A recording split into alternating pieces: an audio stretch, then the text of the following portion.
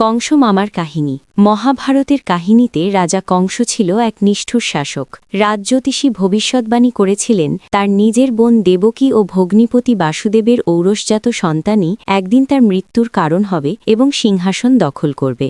এই সংবাদ শুনে কংস আতঙ্কিত হয়ে ওঠে। তিনি দেবকী ও বাসুদেবকে কারারুদ্ধ করে রাখেন, কিন্তু কারারক্ষীরা দয়াপরবশ হয়ে মাঝে মধ্যে স্বামী স্ত্রীর মিলনের ব্যবস্থা করে দিতেন। ফলে দেবকী গর্ভবতী হয়ে পড়েন এবং কারাগারেই কংসীর অজান্তে শ্রীকৃষ্ণের জন্ম দেন। ভীত সন্তুষ্ট কারারক্ষীরা শিশু শ্রীকৃষ্ণকে মেরে ফেলার সিদ্ধান্ত নেন এবং পরে সিদ্ধান্ত পরিবর্তন করে সুদূর গ্রামাঞ্চলের জনৈক গোয়ালের ঘরে রেখে আসেন লালন পালনের জন্য। এভাবে শ্রীকৃষ্ণ গোয়াল গোয়ালিনীর ঘরে বেড়ে উঠেছিলেন। তখন রাজা কংস তাচ্ছিল্য ভরে রাজ্যোটিষীকে জিজ্ঞাসা করলেন, কি হে, তোমার ভবিষ্যৎবাণীর কি হল? উত্তরে রাজ্যোটিষী বললেন, তোমারই বধিবে যে গোকুলে বাড়িছে সে।